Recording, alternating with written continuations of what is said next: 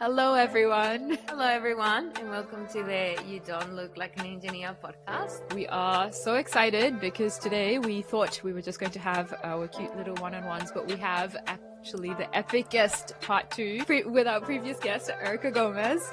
And it is about a conversation that is so beautiful. I'm just gonna jump and interrupt you, Sohan. Yeah. I could see that. Excited and I'm ready to talk.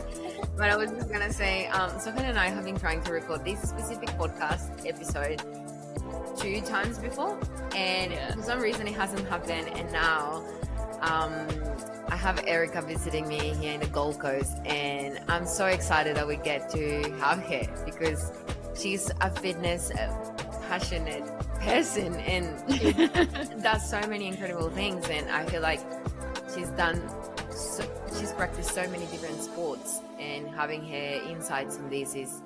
I don't think we could have had a better guest like that I could think Absolutely. of to cover this. And yeah, for background, before we let Erika jump in, sorry.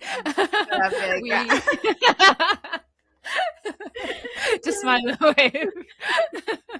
No, we're having this conversation, like Laura said, about fitness and health, because these two things I would say are our bigger or longer held passions, even before, interest in STEM or interest, in equity, because they've just been such a big part of Laura and mine's life. If anyone knows us, yeah, they'll probably be able to see that that's pretty much what we talk about half the time.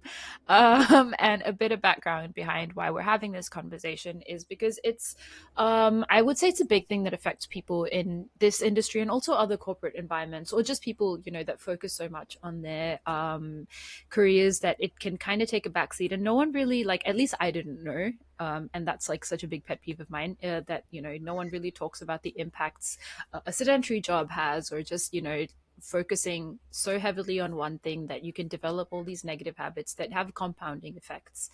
And I just feel like for young professionals, it's another thing to think about, yes, but it's a huge thing that can help them in so many little ways, improve their mental health at work, or improve their general energy levels, and just do better as general performers.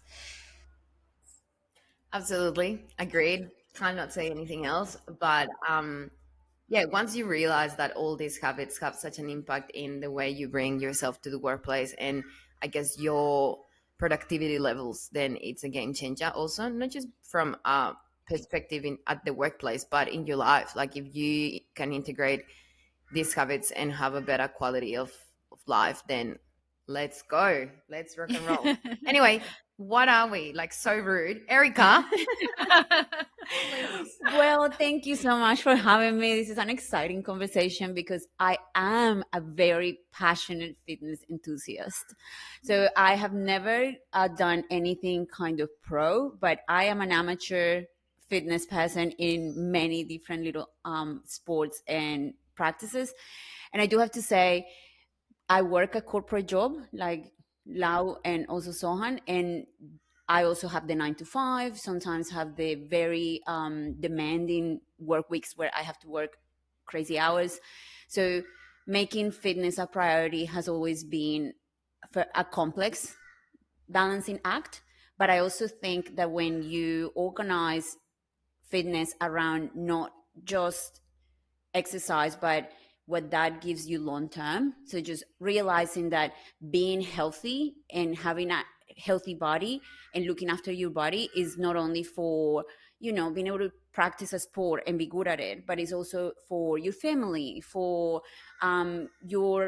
yourself in the future when you're old age, and you're going to need to be able to work your muscles and your joints, and also to be able to cope with stress, have a release outlet, a creative outlet, because sport can also be creative, and also a little bit of play and fun, because sport should have a component of play and fun.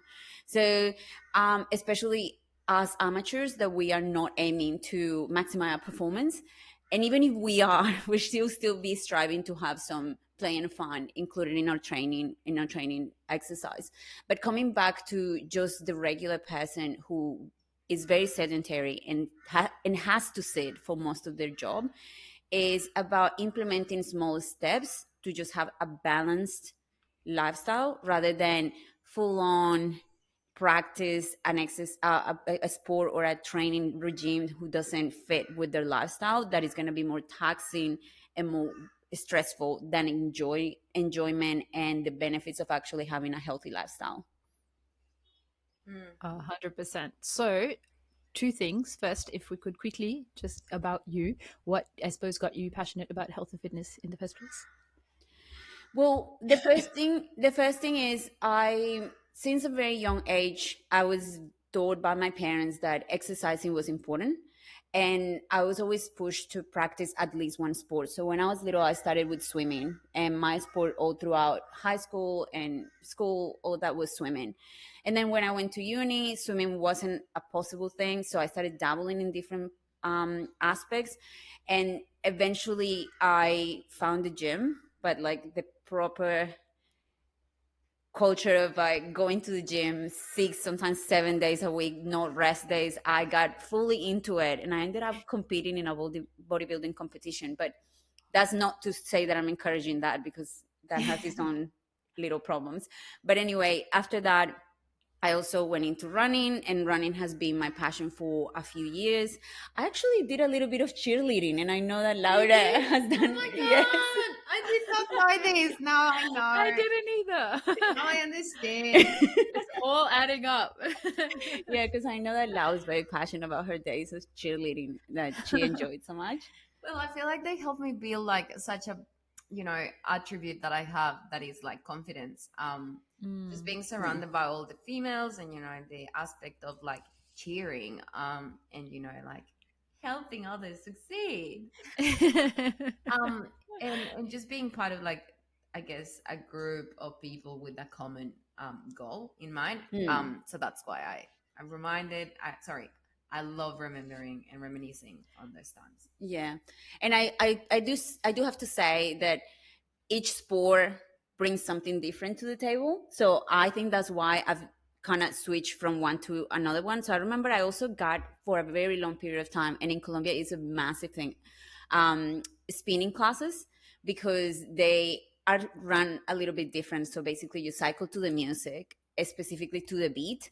And so the classes, basically depending on the type of music that they're playing, will be harder or faster or a little bit more relaxing. And they do actually marathons of spinning. And I remember doing a 3-hour marathon of spinning once, and it was very hard. How was your Your ass quads after would be that? dead. It was absolutely dead.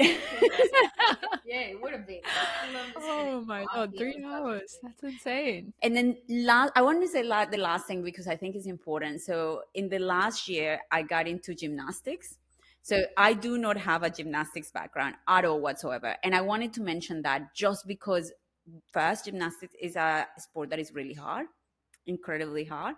And as starting as an adult, it's even harder because you don't have all the flexibility and the mobility that you would have as a kid. But it has been a huge game changer in the way that I approach exercise, because it has a component of the skills, the strength, who I've been working on for years without knowing it was going to be so beneficial for this. But also it has a component of play. And that has been the biggest thing I've taken from taking gymnastics as an adult, is that exercise becomes a lot more fun and a lot more, well, dangerous as well, because but but as well, it's about how you can make small improvements, and you basically like falling from all different types of apparatuses, and it's fun, it's very Oh man. childlike. So that's why I think uh, just finding different sports that work for you and for your personality, for what you're trying to get out of exercising, is so important, because they all bring something different to the table. They do. And like gymnastics is something I've always been so curious about, but I always like thought that once you reach a certain age, you just don't try it because, that you said we don't have the flexibility, mobility. So seeing you do it is so inspiring and it makes me really want to try. And it's so great. I want to do it too. Oh my god, it looks so fun when she's like hanging upside down. Like, I love this. One of my dreams is actually learning how to do tumbling. That's like, Mm. I know that I've unlocked the cheerleading milestone when I do that. And you But absolutely also, can, and that's the thing. Like, I also believe that a lot of the reason why people don't get into sport as an adult is because they think, oh, I'm not gonna be able to do it, or what's the mm, point, I'm just too old for it. But you're never too old for it, especially if the biggest component of it is to move your body and to have a healthy body, because they all add up to being able to move better, to have your muscles being stronger, your joints being stronger, your bones being stronger. They all add up to just a more able body that is going to help you when you're in your older age and you start having all these little quirks and things that is going to happen to all of us. um, and and I feel that also balances out our very serious corporate life, because corporate can be very dead serious and takes all the childlike behavior out of you. And then when you start practicing at sport or doing an activity in general, but it's because we're talking about fitness, practicing a sport that allows you to then have that silly, fun, childlike, jumping on ropes, like hanging from monkey bars kind of situation, then it, as well as exercising, brings that mental health component of being able to enjoy yourself and of being in the moment. Because when you are doing certain sports, you can't be thinking about work. You need to be in the moment because they require so much of your headspace to master a skill or to improve or to yeah, to perform whatever activity you're trying to perform. A soccer player can't be thinking about work. They need to be thinking where the ball is. Mm. So it's about bringing the mindfulness into the activity you're performing. Yeah. and I love that you've touched on those two things because like if I look back to my little introduction into like sports and everything, it was at school and learning a lot about athletics from a teacher that was teaching us sprinting. He was almost in the Olympics and stuff, so he was very passionate, and I think he brought out that element of play and focus and mindfulness that I used. Like he used to say, how you approach your training is how you approach generally everything in life, and it's so true. It is so true on so many different levels, even just to the fact that like I noticed I had, if we were like running 100 meters, like towards the end I would slow down a little bit, and that's sort of how I approach a lot of things. The last mile is a bit of a challenge, and when you just notice these things, sport can help you get better at that.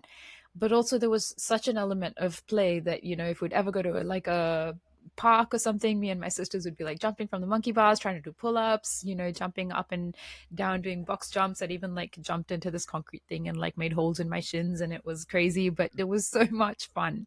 And it really helped me get through uni and school and work. And I think having that as a aspect of anyone's life is so important.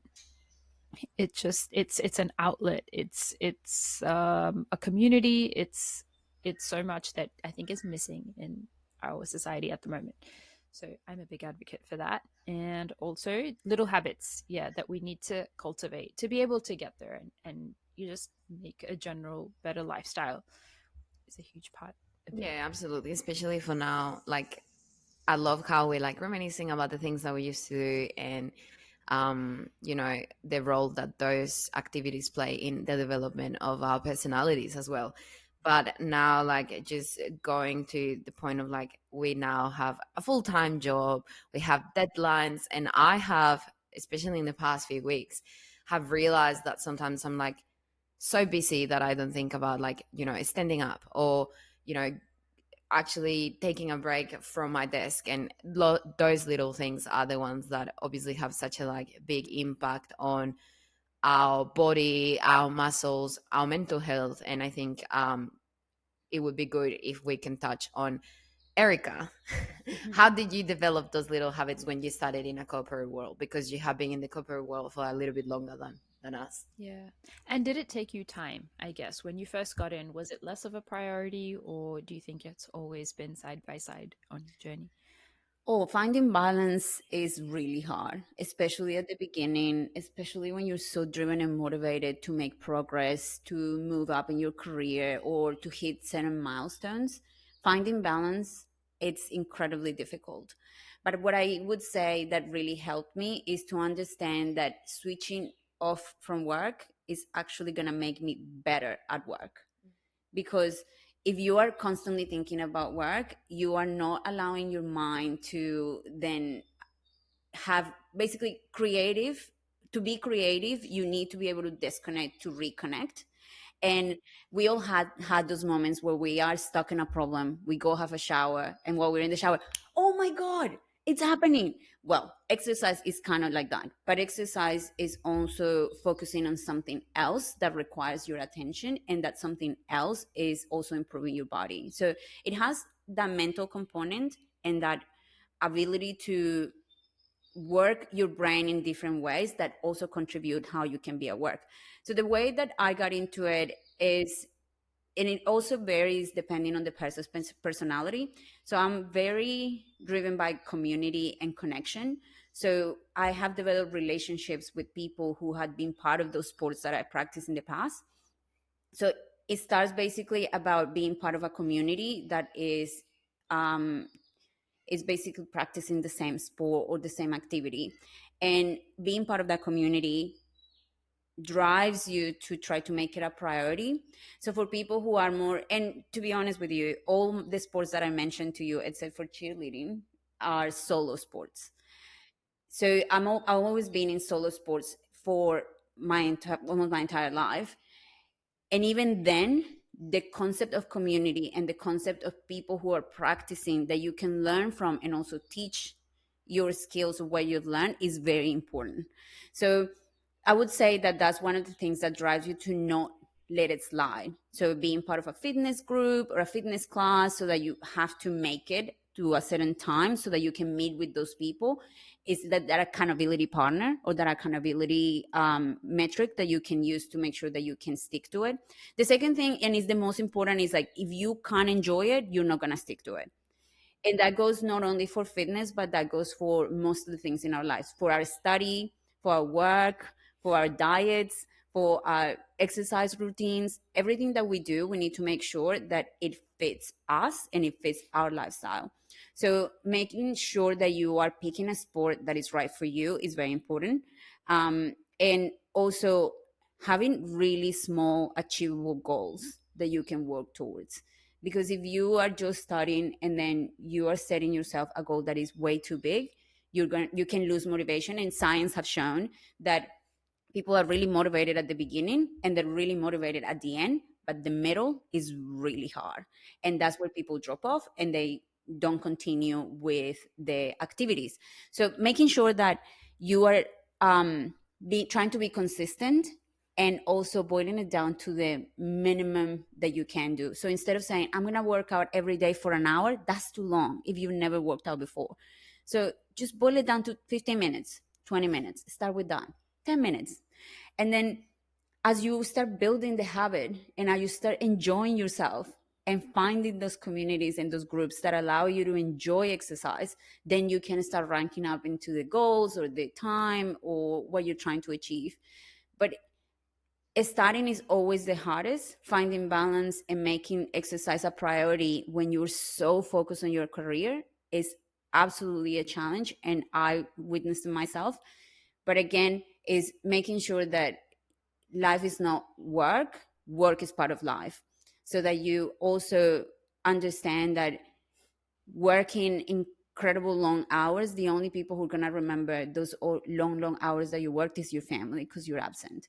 So make sure that you are making it a priority through thinking about your health, thinking about playing fun, thinking about resetting your brain so that you can have more creativity and more fuel at work. Yeah, wow, that is so true. I think just thinking back, and the only time in my life where I actually went to the gym 7 days a week was because I was part of Never Quit and the family, and I had all my friends there because I moved to the Gold Coast, and I like had a new community, and we would get coffee after, and it really helped me get out of bed. Like I would not think about it, and I would be just like up at 5 a.m. and going to the class. Now I think about it, and I do exercise 4 times a week. I tried like that in a good week. And I'm like, I don't know how I did it. But then if I think about it, it was the community aspect, like the accountability, and like obviously like having a support network or just showing up, and like having that social interaction was so important for me. So absolutely, I agree with you, Erica. I guess for someone that has interest in solo sports, like you were talking about running and that kind of thing, would you recommend like running clubs that they could join, or just finding someone at work they could run with, or how do you think they should develop that community? It depends a lot on how the person creates connection. Mm. So I am a lot better creating deep connections with few people than having a lot of connections that are a little bit more shallow and superficial in nature. So I find that having people who are passionate about running and then running with them works better for me. And I have those friends that I'm going to do a 20K run and I can be like, hey, do you want to schedule this thing together? Rather than being part of a massive running club where everyone is doing something a little bit different or is very structured, because you can have both. You can have running clubs that are completely structured. We're doing today a tempo run or this and that. That is too structured for me. But then having also Wow. I would have never guessed she was gonna say that, guys. She's like the most structured person. Sorry. yes, that is true. That is true. I'm very structured, but things, I think that's because I do the planning for what works for me. And this is so important with work. So when I try to join a running club that is very structured, then it becomes a chore because I need to adhere to their running training plans. Method, yeah. While when I am running by myself, I said, okay, I'll finish work at 5:30 and then I'll get changed. I'll be on the road at 6. And I can say, oh, actually that day I have a meeting that ends at 6 and I don't want to run at nighttime. So I'll go at lunchtime. I'll finish at 12, go for my 5K run, come back at 12:40, have a quick shower, be in my desk back at 1 p.m. So having that flexibility of running whenever I can and making my structure plan very tailored to my needs on that week is what allows me to stick to it. But when I started, I was in a running club and on Saturdays, I love doing my long runs on Saturday. And I was going to this running club, so it wasn't allowing me to do my long runs on Saturday. And I was struggling then to fit my long run during the week because I didn't want to go doing Sunday. So it's finding what works for you. And I feel as a person who does solo practice, I could not do gymnastics by myself. I absolutely could not do that. So I need Please to don't even be, try. Yeah. yeah, I need to be with the coach and I need to be with my group of friends who will correct me and also spot me because gymnastics is very dangerous. But it's really fun. It's really fun, guys. You should definitely join a gymnastics group. Oh, your excitement is so contagious. It's so good. Yeah, I think I see Erica's stories when she attends the classes, and I'm like, looks sick. Like it's amazing. I love the playful factor Mm. of it. So I love that we're touching on how to always like listening to your needs and what you need. Mm. And I guess if you don't know how to start, does anyone want to share any tips of how they started in their journey? And I'll probably go last, so I have time to think about this. Journey in general, or like what I was gonna Like when working and implementing exercise in your journey, like what were the things that you would focus on, and how did you start noticing that? I don't know, it was important. Wow, so many questions. I guess Erica, do you want to go first? Yeah, happy to go first. So for me, started. You're gonna go second. Yes. So for me, it started knowing that I was spending too much time sitting, and I needed to make sure that I had a reason to move every day. And I tried that a few times, but I would just be tired from uni, or you needed to go to work, and then you would be too tired. You finish late, you finish too tired. So the first thing that helped me to stick to it and become a little bit more consistent was having an accountability partner, a gym buddy, a running buddy, and whatever it is, you find a person that when you say, hey, I'm too tired, that person will be like, no, come, we'll have fun together, we'll train together, or remember, I'm waiting for you. And then you feel, okay, I don't want to let that person down, or I really want to go see this person, or I know that I am now feeling lazy, but once I'm there, I'm going to enjoy it. So that would be my first tip. Find someone who is kind of similar in your fitness journey, that you're both wanting to stick with it, to learn from each other, to have fun with when you go to the gym or running or to a class. That would be the first one. And then the second one is create some internal intentions of why you want to work out. And that I think is important because it will be kind of your why. And when I am lacking in motivation, because motivation will come and go, that is for sure, I always try to find my why. And my why with exercise is is very much around longevity and about a release outlet from stress.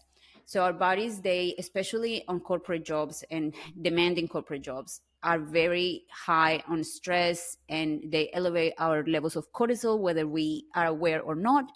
Cortisol is the stress hormone in our brain. So just having a daily practice that allows you to release all that stress in your body, it makes you just feel lighter for when you go to bed, for when you need to decompress and to relax. And if you numb your mind just by watching TV, that just keeps accumulating. While going through and doing some exercise just gets you out of your head. Sweat it out. Exactly, thinking of what you're doing in the moment, getting those endorphins going, and then feeling good afterwards, so that you can just have a really hot shower, really enjoy your night, and just get out of that stressful mindset that can be very toxic for us long term. Yeah, 100%. I guess two things to touch on before we share our paths. Sohan, I swear to God, do not deflect the question. I can Yes. go if you want. No, I'm not deflecting. It's just for someone listening that, like, we're on the topic now and it's good to get into it. What is like when you get into a corporate environment, and I don't know if many people like have done this research, what is sitting for too long, the science behind it, what is too long? I think from my understanding, it's at least 50 minutes. You shouldn't be sitting for more than 50 minutes, and then you should go and get up for like a 5 minute, 10 minute, whatever it is, walk or something, which I don't know if that's unrealistic. It's like I guess a new starter is probably like, I can't be at my desk away from work for like 10 minutes every 50 minutes. So what's like a little hack they could do?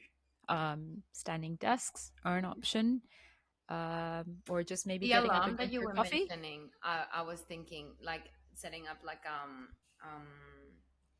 Yeah, I've got calendar. this really cute little app thing that like counts down on your screen, and I usually use it. It's called Hourglass, yeah, and it's like a little timer that just goes and like beeps slightly in your headphones after whatever time you set. I use it mostly for focus, which is like 20-minute segments if I really have to get deep work in, but it can be used again for I guess making sure you're not sitting for too long. Yeah, I think that is an excellent Yeah. tip. And also, like, if you are gonna have your lunch, like, make sure that you're not just like standing up and moving rooms. Make sure that you can fit like a 5 minute walk, or like if you're very busy, like a 5 minute walk, or go outside.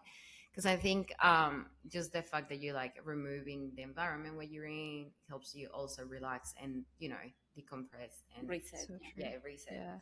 So I think that And would then be Erica, you talked about this stress. Firstly, yeah, do you have anything on these the sitting, like what is too long, and how do you approach this? Firstly, Well, I fidget a lot, so I need to stand up, whether I want it or not. So yeah, unless I'm on a long meeting, I will be moving around, because it's staying sitting for too long. I just don't like it personally. It's just my way of living.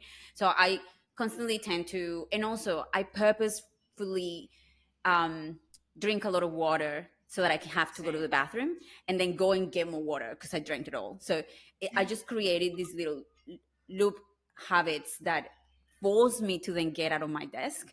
And also because what you were saying is really important, Sohan, about having blocks of deep work, but the blocks can't be too long. So I set a little goal. Am I during this block of deep work, I'm going to accomplish X, Y, and Z. And then I finish it and I'm like, okay, before I get into something else, I'm going to go get some water. I'm going to go get a snack, or I'm going to go, just to the bathroom, or just to go outside, and then come back in, and then I'll pick up something new. But you know what? You're deflecting. Now tell us how you got into okay. your fitness habits. this is Please. not an interview for it's a conversation. It is a Mine, conversation. not deflecting, not deflecting, promise. So I think mine was a little bit the opposite. So I don't think it's been stuff that I had to learn at the start of the career. It's now reaching towards the middle, and I think COVID really messed it up, and working from home. So I think because, like I said, I started towards the end of school. I wouldn't say I was all through school. I was very active. No, I was very unfit through a large period of my schooling life. But towards the end, I got super, super into, like I said, sprinting and weight training and just running, just mid distance, not a lot, 5K, pretty much daily. And I kind of kept that up through uni. So uni wasn't an experience where I ever put fitness on the side. It never took a backseat. Even in exam block time, like me and my sister, we would sit and study, and we're like, okay, it's been 1 hour, it's been 2 hours. We are now going. We're going to go for a run. We're going to go for a walk, and then we're going to come back and we're going to tackle it. So I think that's why the corporate environment was such a shocker, because it was always something I could manage. Even the first couple of years of work, like I worked with Lauda at Arab, and we would go for lunchtime runs. Even though I was like public transporting it an hour and a half, I would still go to the gym every evening and come home. Like it was just movement was always integrated. And it was something that when COVID happened and working from home happened, and everyone being, at home, can't go more than 5 kilometers away from your house, I developed a really bad cutoff with working. Like it would just boil into the evenings, and then you're just at home, then okay, you're looking at dinner and that kind of thing, and just the mental frustration from not moving just kind of got into not moving and just sitting for like really extended periods of time. um and then unfortunately having a couple of accidents that made it very difficult to run. Till now, like if I run, I get like really bad headaches, so it's something I just put off for a long time. It's like I kind of really don't feel like running because I don't know how the body's going to react. So I think now I'm having to learn better practices and what I can do to continue the movement journey. Because like, yeah, not moving it's like if you don't do it for like 2 or 3 days, you feel it's so frustrating, you get irritable, and it's like I can feel a huge difference. So a lot of it is, yeah, now like I try to at least fit in half an hour walk every day. And like you were saying, it's not, I'm not trying to make ambitious goals, that, oh, 1 hour, 1.5 hours, I'll stay and slave out in the gym. Like it's not going to happen, but I will commit to my, 3 times a week Pilates class or 30-minute walk every day. Trying to get up and, yeah, getting a lot of water. I think it's easier in the office a lot of the times when you have to get up, go ask someone a question, or you're just walking to get to the office or walking to go get a drink. That's something that can help people as well. I think if you're hybrid workers, try to consider how you can implement the same things at home. And yeah, that's been pretty much it. So you mentioned that because of the pains that you're having or the injuries, you'd not be able to run. Have you thought about shifting towards another sport that maybe So suits? that's when I got into Pilates. Yeah. And I think that is very important to like just don't always try to go back to what you were doing before, because sometimes it's not achievable, but shifting and just finding something new also gives you the opportunity to practice what it is like to be a beginner, because being a beginner is hard. It's a humbling activity, but it's also an opportunity, right? It's like the best opportunity to shift how you approach exercise. Okay, And what you learn as well. Sorry, if just like I would say, it's been such an interesting journey this last year, because a lot of the things throughout my training experiences that I've always been concerned that I wasn't doing right, or like I didn't quite know how to do, have ended up being the things that have compounded and caused my injuries.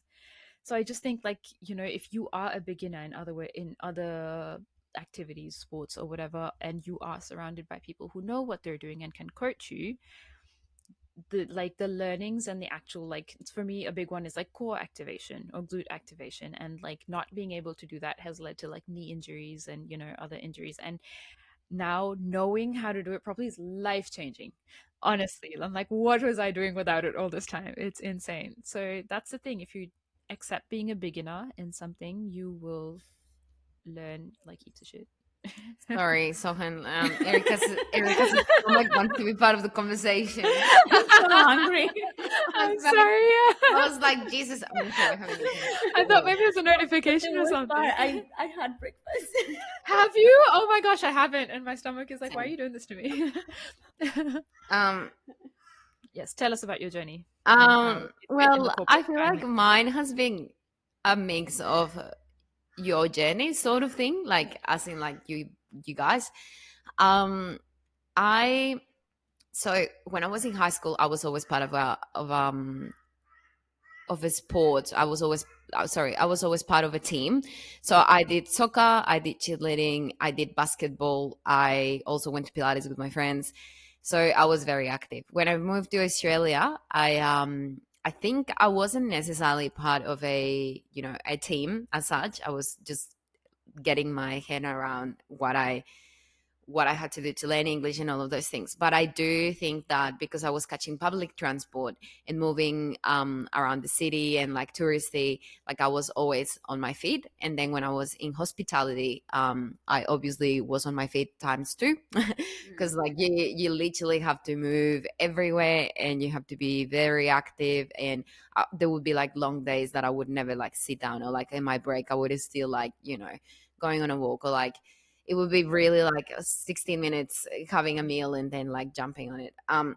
So when I actually joined the corporate world, obviously I studied and I had days that I like didn't move that much. But when I joined the corporate world, it was a shock a little bit, because I felt like my days were, you start at like 8 a.m. At the time, I used to start at 8 a.m.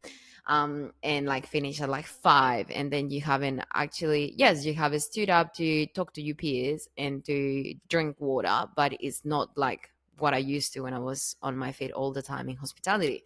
So it really took a toll on me, because as you both are aware, I'm a very energetic person, and I do tend to, like if I was to describe myself, I would be like I'm hyperactive. Like I love that about me, and like moving and like all of these things that I had to sort of like not hide, but I had to stop doing in a corporate environment. Really, like I don't know. I just felt like a little bit more, serious and strict, or like so I started having a look at ways in which I could implement those habits of like movement into my life. Joining the gym was something that I at the start was very intimidated by, because I think I had the idea that women that did weightlifting, and this is back when I literally just started the journey. I was like, oh, like I don't want to look manly. So that was something that I had. Um, I didn't want to look manly. I didn't know how to use the weights at the gym. And I had all these excuses and limiting like beliefs, I guess. And they weren't really helping me implement the habit in my life. But then I think I saw the benefit of paying a PT, and as soon as I sort of like got the coaching from him in like technique and how to do things differently, I started seeing results in my body, understanding those limiting beliefs, like oh, like I don't necessarily have to look chunky or like look like manly if I'm doing this. It's completely different. So that was good. And obviously I love walking, and I've always also enjoyed running, which is funny because I remember that when I wasn't able to, when I couldn't afford the gym, when I was studying and working, and I couldn't afford it, I remember that I would just go on runs, and the runs would be when I finish work at like 9 p.m. Funny, because I do not recommend for females in an unsafe environment. But luckily, I feel safe, and I went for runs really late, and I would just try to beat my time. I never like approached it in a structured way, like oh I'm gonna like you know run every day. No, it would be like, okay, if I'm running, I try to at least every week run a little bit faster than what I was, or I would add a K in, or it would be like a competition with myself. So yes, and then when COVID happened, I got into running a lot. I would run like 3 or 4 times a week, and I would do like 5Ks. I did like a 10K run once. I think it was in 2019, and that's like the max length that I've done. Now from 2020 until now, I love the gym. I love lifting weights, and I love the pump in like I don't know, just how my heart rates increases. It really makes me happy. So it hasn't been a straightforward journey, because there's so many things and there's so many, I guess, self perceptions that I've had to challenge. But it's been really fun, and I've met incredible people. In fact, I met Erica at the gym, so that Yes. was really cool. And I think it's so um, important that Laura has touched on this, is that usually exercise and improving at whatever sport or practice you decide to take on gives you confidence, and it's confidence that translates into work and into life, in relationships with friends and partners and everyone.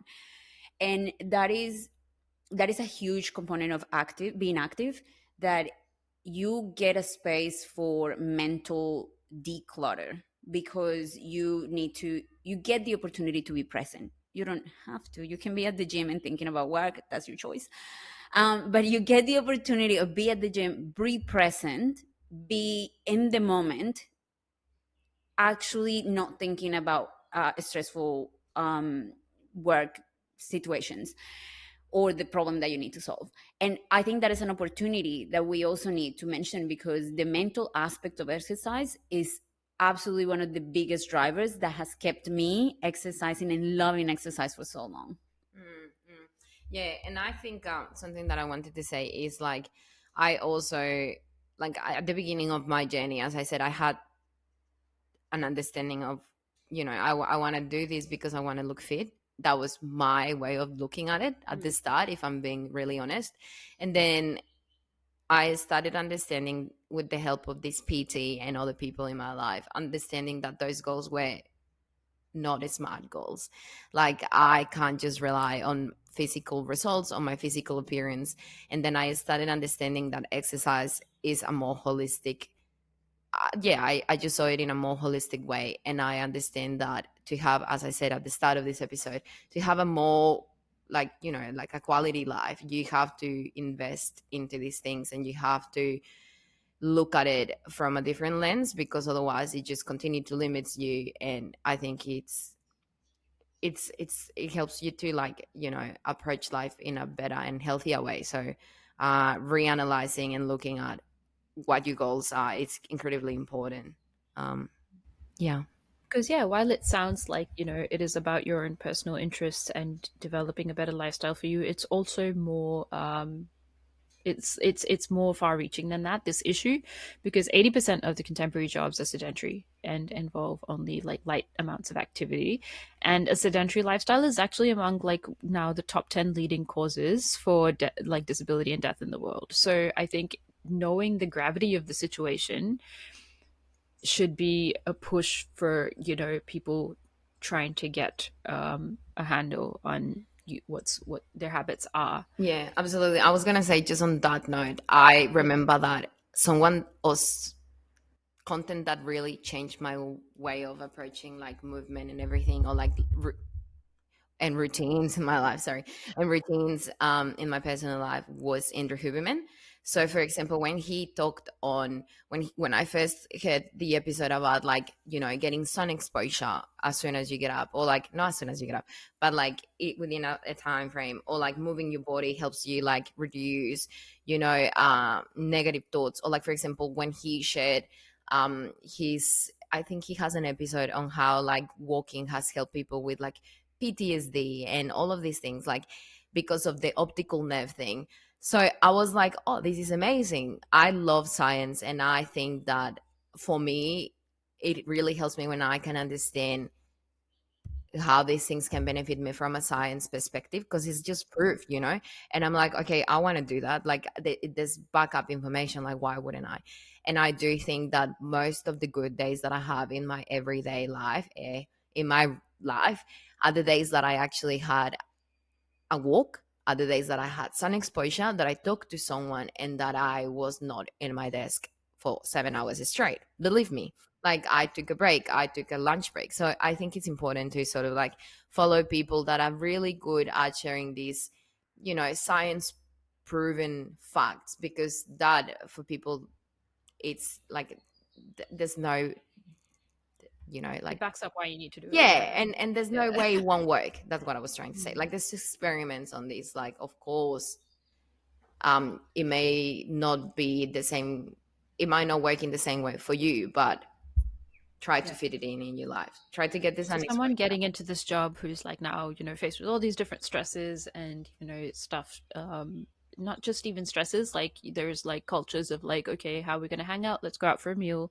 Let's go for a lunch. Let's go for a team lunch or something like that. So stress mechanisms that develop can be, food based or just sit and, like you said, numb your brain with Netflix or something. How do you, either of you, recommend developing cues that might make better habits Hmm. to Hmm. not make a bad stress development pathway, stress tackling pathway? On that note of what Lau was saying around finding people who gives you science proven techniques to improve your life, we have the amazing James Clear with his Atomic Habits. And if you haven't read that book, please do yourself a favor and listen or read it, buy it in a like a summary, whatever you can, because it is gold. He also has a website where you can find all the concepts without having to read the entire book, if that's something you Mm-hmm. want to do. So James Clears has a lot of different techniques where you can incorporate habits a lot better. And I would say that for me, habit stacking is the one that has work the best. And what habit stacking is you find a habit that you already have in your life, something that you do every single day, and then you add something right at the end of it. So for exercise, let's say if you clock off, every time you clock off, you close your computer and then you come down to the kitchen. Let's say you're working from home, you come down to the kitchen and you put the glasses that you were using or the plates or whatever you had in your desk, or you put your computer away. Just have it stuck to that, that immediately after you go and straight change into your workout clothes. You don't think about it, you don't negotiate with yourself. It's a habit that you create immediately when I finish work. So when I can delineate that I finish work, I close my computer, I put it in a bag, or I go to the kitchen and put this stuff, and immediately after I put my workout clothes on and get ready to go to the gym, go for a run, go to my fitness class, whatever it is. So habit stacking is one that works really well. He also talks about implementation intentions, which is being really clear of the habit that you're going to do by having three aspects of it: what you're going to do, when you're going to do it, for how long you're going to do it. So instead of being like, oh, I'm going to exercise three times a week, it will be something like, I'm going to exercise Monday, Wednesdays, and Fridays at 12 p.m. for 20 minutes. So there is no ambiguity in terms of when this thing is going to happen. Because if you have ambiguity, you will say on Monday, oh, I'll do it tomorrow. On Tuesday, oh, I'll do it tomorrow. So those are science backed facts that you can look into, and there are more. These are just two that I decided to mention, but there are a lot more in his website. Go have a look at it. They're really helpful. But the other thing I wanted to say, and I've said this like 4 times already, and I'm gonna continue to say it: just make sure it's fun. Mm. Make sure you enjoy it. No, Make that is true. sure it gives you energy and it gives you excitement, Mhm. because that's what is gonna keep you going back. I think. Oh, sorry. I think it's really important. The fun aspect. It really is. It helps you to stick to it, as you were saying. Speaking about James Clear and his book, I love the part where he talks about environment. And I feel that when we go back into the office, or when we were like going through COVID, for example, um, I do think that to develop habits, it's really important to have, if you're gonna work, don't work obviously from your couch, or like have an environment different. If it's at home, like an environment where you can actually call an office, and an office space, it really helps you. But if you are at work, try to genuinely, and this is a reminder for myself because I haven't been doing it, take a lunch break away from your desk, for the love of baby Jesus. Because sometimes you just, like, yes, deadlines are urgent, but you do need to stand up. And as we were saying, it's environmental. Sometimes we develop habits like it's snacking at work because we don't really know how to cope with our emotions or our stress, that we eat it um away. So it's better to just, like, as soon as you feel like you're not hungry, but you want to, you know snack on something, and you can feel yourself a little bit tense, stand up, remove yourself from the environment, go for a walk, go to the bathroom, drink water, go to the kitchen, go downstairs, go to the laundry. I don't know. But I do think remove yourself from the environment, and then you'll realize that you weren't really hungry, or what you needed was a little bit of movement. I think that that's something that I wanted to share. What about you, Sohan? What's your take on this? Um, I definitely, I don't know, Lau, did you mean having your environment separated when you're like, so you don't mix up your leisure environment with your like work environment? Is that sort of what you were going to talk about, like what you meant with the James Clear stuff? Okay. So, okay, good. Just checking because like mine is a little bit another one I resonate again. We've all clearly read the book.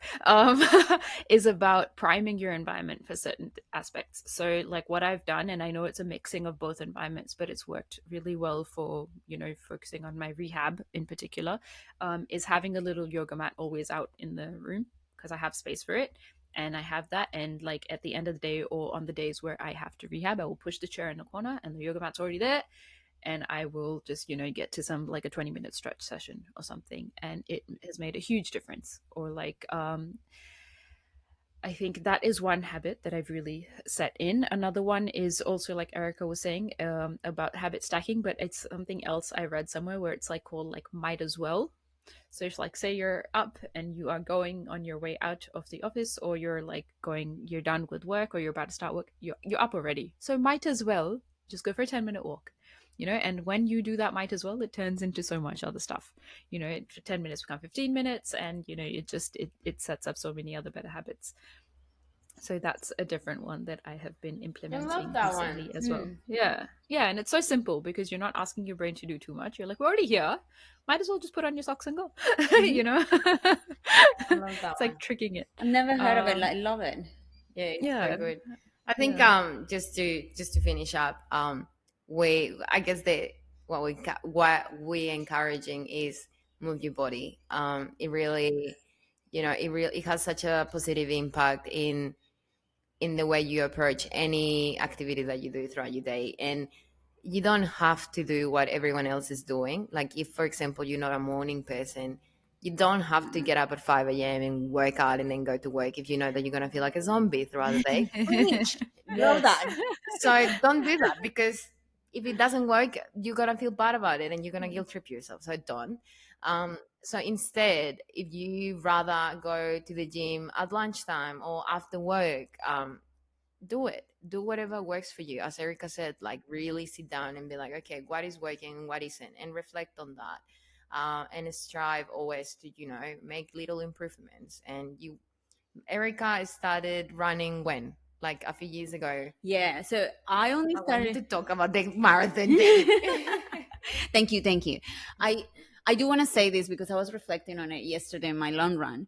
Is that I only started running in October 2020, so it's Yes. been 3 years. I can't believe it's only been 3 years. And for context for the listeners, I ran my first marathon the 17th of September this year, my full first marathon, but I also ran other races before it. But what I wanted to say is I am an absolutely transformed person. I never enjoy or liked running before Mhm. 2020, and I didn't even enjoy it then. It was just the thing that I needed to do because the gyms were closed. So, and I fell in love with running because it gives me so much opportunity for mental clarity. Mhm. So I always give myself the opportunity to work on my mind as I'm working on my body by first giving a space that I really enjoy. So I make sure to either put a podcast or a song that I really like to make sure that I'm giving myself the space to do whatever I need to do that day. Sometimes I'm feeling really high energy and it's all about good music and just feeling the vibe and just going with the music and just like enjoying nature. Some other days I just feel more calm and relaxed. It's an easy run. I just put a podcast on and I'm like, oh, this is so interesting. I really enjoy learning this while I'm also working on my body. Sometimes I just need to do active meditation. So it's just like, what do I need to work through, to process through? And this hour of running allows me to have that the space to think about it. And I think because I always I always was trying to find how can I enjoy this more? How can I make this process of falling in love with running better? I ran my first marathon, which it was an incredible experience, and it was a little bit of torture too. And I don't think I'll run another marathon. Don't hold me to it, but I don't think I will. I might. Um, but I'm still in love with running. I still look forward to having a long run every single week and to enjoy that space for mental and physical strength, because you have to discipline your mind. Your mind will always give out first and your body second. But if you give yourself that opportunity of when you go to the gym, you go to your fitness class, when you go to gymnastics, when you go to running, to train that mind that wants to give up, the mind that it tells you you can't do it, and then teach it that you can have some dialogue where you can push yourself a little bit harder and you also can enjoy it in the process, is a skill that translates to work, to translate to your relationships with your partners, with your family, that translate into other hobbies that you want to do and that you want to get better at. So I could not encourage people more to go out there, find something that you want to get better at, that it brings you joy and fun, and set some goals and find a way to achieve those goals, because it truly is a transformative experience. Thank you. Oh, that's beautiful. I love that. I love the mental aspect of it. And also like how a few years ago you couldn't even run 5Ks and now you're running 42. I know you're And part of the it, top 0.01% of the population that has ever run a marathon. yeah, Yay! and it also the 3 years make me reflect about how sometimes people expect to be running a marathon in like I don't know 6 months, or Mm, to be really good at the gym in 6 months. It's like mm. no, really, it takes time and consistency. You just have to show up every day, or every second day, or every third day, whatever suits you, I think what and you'll stuck with get me is better. Erica saying, give yourself a chance. Give Yeah. Yes, yourself a chance to develop those habits and just make small incremental changes and focus on something that allows you at the end of the day to come back as a better thinker, as a better employee, as a better holistic version of yourself. yeah, awesome. Thank you so much, guys, for having me. It has been No, such a thank you. fun topic to talk about, and you can tell by how much I talked. But I am super passionate about this, and I am thrilled to be on the podcast again. You guys put so much good content out there. Keep up the work that you're doing, because it's really meaningful, and you're an amazing job informing people and giving them food for thought. Thank you so much. That's really